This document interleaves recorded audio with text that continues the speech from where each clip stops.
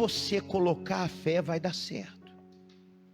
Por isso que é uma guerra muito grande para despertar a fé de uma pessoa. Você não tem ideia da luta que a gente enfrenta para despertar a sua fé. Porque o diabo, ele quer que você acredite como todo mundo acredita. O diabo quer que você olhe para as situações pela força da circunstância.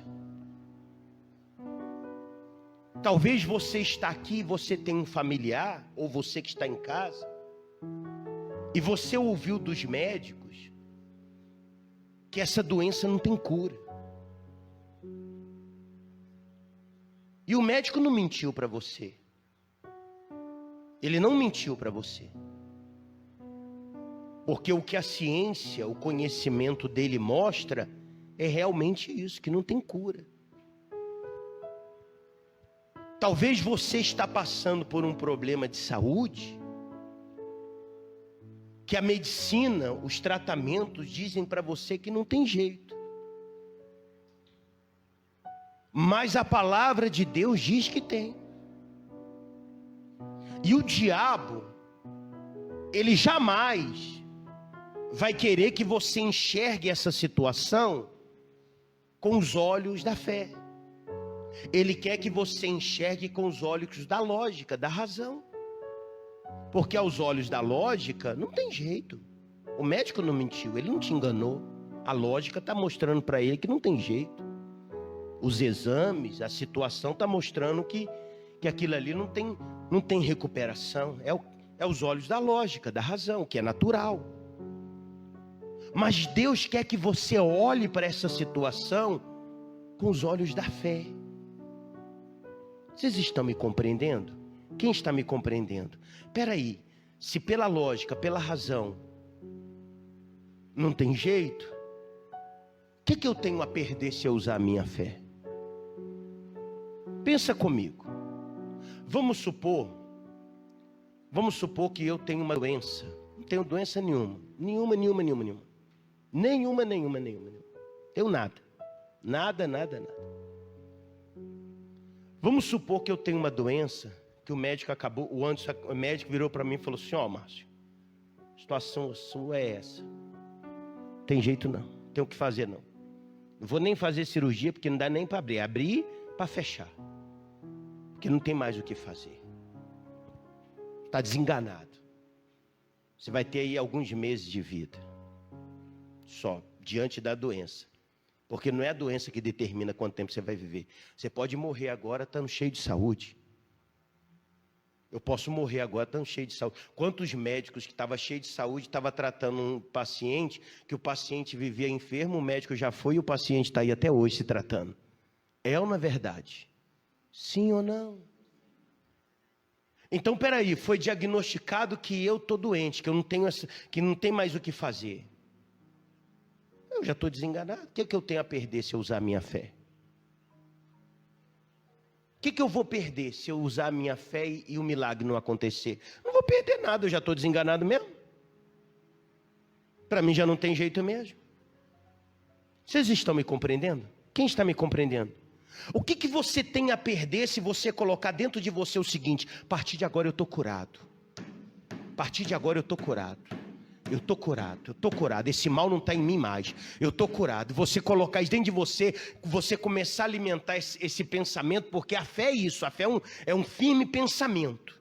Você começar a alimentar isso: eu estou curado, eu estou curado. Quando eu fizer novos exames, vai constatar mais nada. Eu estou curado, em nome de Jesus. E você coloca isso dentro de você. O que você tem a perder se isso não acontecer? Nada, você já está doente mesmo. O que vier além disso é o quê? Então o diabo não quer que você viva a sua fé. Ele quer que você aceite essa situação e se conforme a ela. Mas Jesus disse que tudo é possível ao que crê. Tudo é possível ao que crê. Tudo. Nós temos que lutar pela nossa família, pessoal. Gente, Esse mundo está virado de cabeça para baixo. Esse mundo está virado de cabeça para baixo. A gente olha para esse mundo, tem hora que eu olho para as coisas que acontecem e eu falo assim, não, isso não é real, isso não está acontecendo. A gente vê acontecer coisas assim que a gente fica sem acreditar que aquilo realmente aconteceu. Mentira ou verdade? Esse mundo está virado. Se não for Deus para guardar a gente está perdido, pessoal. Se não for Deus para livrar os nossos familiares, a gente está perdido. Mentira ou verdade? A gente tem que perseverar na fé. Todo dia, você tem que, ou à noite antes de dormir, você tem que dobrar o seu joelho. Entregar a tua vida, teus caminhos e principalmente a tua família. Aqueles que ainda não se converteram, que ainda não aceitaram Jesus.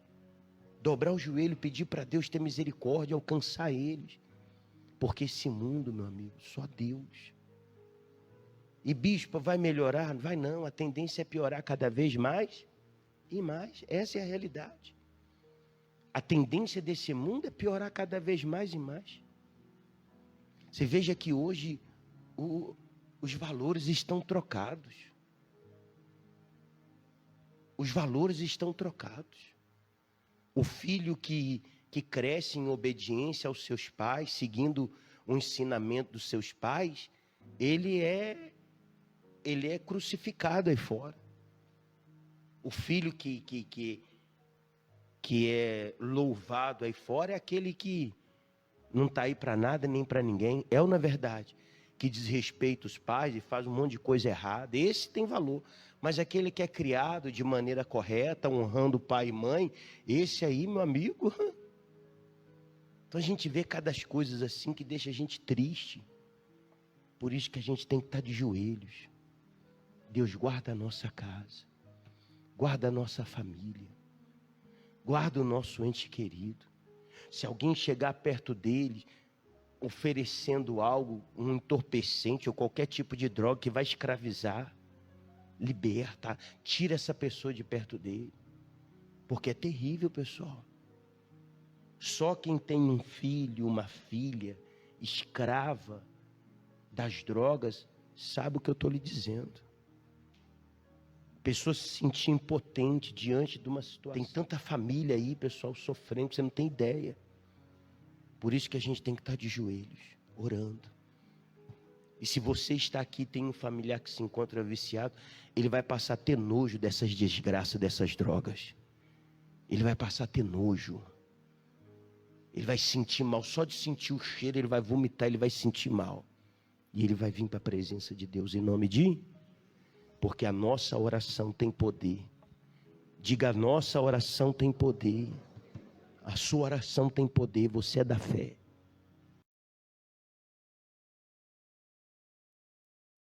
Espírito Santo, nos colocamos de joelhos diante do Senhor, para que nós e nossa família venhamos estar de pé diante dos problemas. Nos colocamos de joelho diante da tua face, para que diante da face do mal e da face das lutas, venhamos estar de pé, lutando. E aqui de joelhos dobrados, meu Pai, eu peço ao Senhor, entra na nossa casa, entra na nossa família, meu Deus. Entra no nosso lar, salva os nossos entes queridos, meu Pai. Visita o filho deste senhor, desta senhora. Visita a filha deste senhor, desta senhora, meu Pai. Visita aquele familiar que se encontra cativo pelas drogas, pelo vício. Visita agora, meu Deus, visita e liberta eles, meu Pai. Liberta, arranca da vida deles esse espírito que escraviza eles. Seja arrancado agora, esse espírito do vício, seja qualquer que for o vício, seja amarrado agora, saia agora deste familiar. Salva esta casa, meu Pai, salva esta família, salva este lar, que venha haver união, paz, alegria, harmonia, que venha haver salvação nesta família. Visita o familiar desta pessoa que ainda não se converteu, que ainda não teve um encontro contigo, meu Pai. Visita ele agora, visita aquela vida agora, Espírito Santo, e venha tocar neles, venha tocar neles, meu Pai. Fale o nome do seu familiar agora. O Espírito Santo livra ele agora, esteja ele aonde estiver, esteja ele em outra cidade, em outro estado, em outro país, o Espírito Santo visita ele agora, ele visita a sua família agora, ele toca no mais íntimo daquele ser, daquela alma, e ele liberta, ele livra, e ele salva a sua família. Você vai se colocar de pé agora, e quando você se colocar de pé, vai ser Deus levantando a sua família para uma nova história. Pode se colocar de pé agora. Deus levanta a sua família. Que a bênção de Deus esteja no seu lar. Que a bênção de Deus esteja no teu casamento. Que a bênção de Deus esteja na tua família e no coração de cada um dos seus familiares. E aquele que crê, diga assim seja. Amém e graças a Deus. Você que tem a Bíblia, abra sua Bíblia em Efésios capítulo 4. Efésios capítulo 4. Efésios capítulo 4. Coloque a Bíblia junto ao seu coração. Espírito Santo, fale conosco. Nos dá a tua direção. Nos dá um teu entendimento. E abençoe a nossa vida em nome de Cristo Jesus. Amém. Olhe para mim, psiu. Isso aqui vai abençoar você. Você sabia que tem problemas na nossa vida que não é causado pelo diabo? Existem problemas na vida de uma pessoa que o causador deste problema é quem? Ela mesma. É ela mesma. Você já viu aquele ditado, parece que a pessoa está dando murro em pão de faca? Por quê? Quando se diz isso, diz por quê? Porque a pessoa está insistindo em algo que ela não deveria insistir. Ela é teimosa. Ela é teimosa. Tem pessoas que ela é um ser humano maravilhoso, mas ela tem uma teimosia dentro dela. Ela tem um orgulho pessoal dentro dela que só fere a ela mesma. Deus fala, Deus mostra, Deus chama, Deus está mostrando a direção, mas a pessoa, o orgulho dela não deixa ela se quebrar. E por isso que ela geme. Por isso que ela sofre. É exemplo de Caim. Por mais conselho que você dá, por mais que você tente mostrar a verdade, por mais que você tente abrir os olhos, a pessoa não quer ouvir. Ela tem esse orgulho. Ela não se quebra. A Bíblia diz que o simples dá crédito às palavras. O simples, a pessoa quando ela é simples, ela é humilde, ela dá crédito ao que Deus está falando com ela. Deus virou para Caim e disse assim: Caim, presta atenção.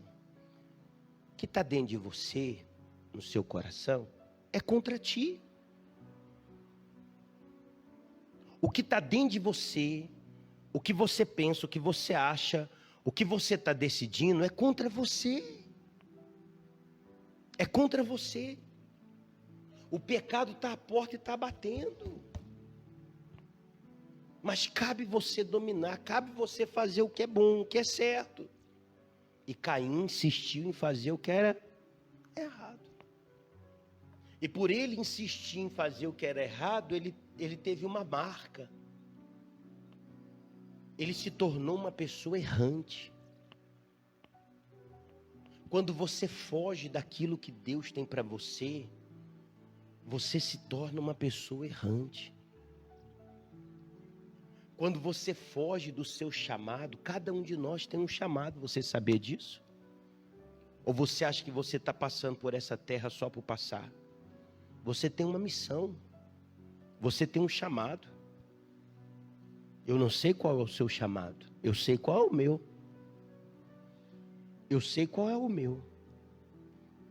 E eu vou cumprir o meu chamado.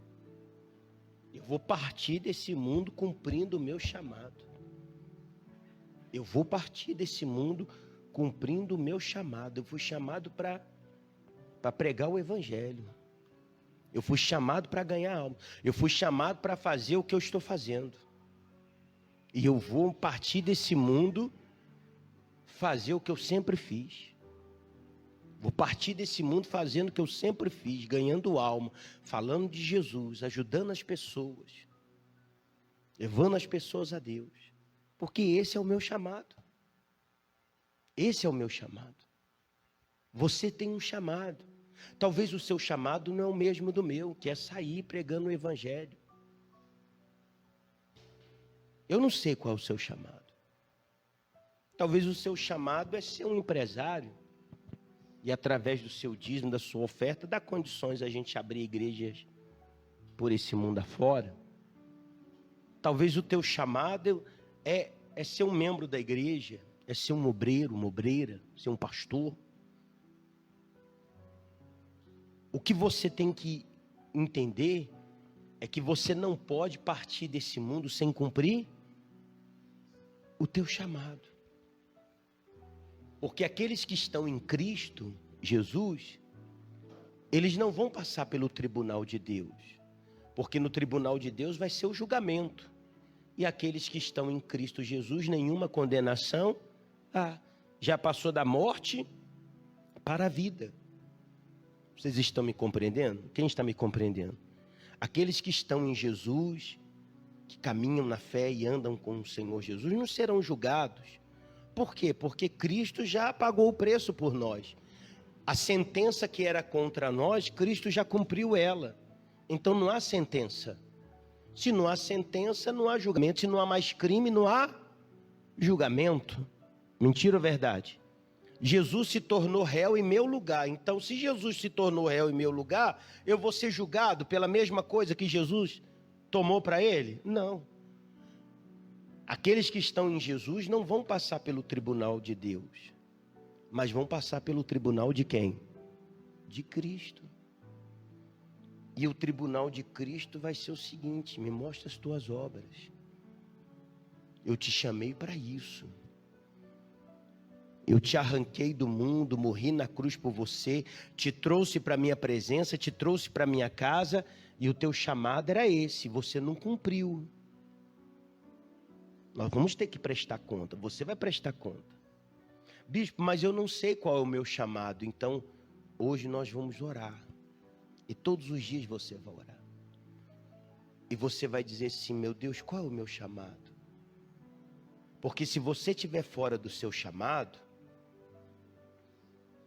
é como Jonas. Quanto mais Jonas fugia do chamado dele, mais tempestade ele trazia para a vida dele. Tem pessoas que ela vive trazendo tempestade para a vida dela porque ela não quer o quê? Ela não quer cumprir o chamado dela. Se o teu chamado é estar no altar, é servir a Deus, inútil é você lutar aí fora. É dar murro em ponto de faca. Se o teu chamado é ser um empresário e vencer aí fora, inútil é você vir para o altar.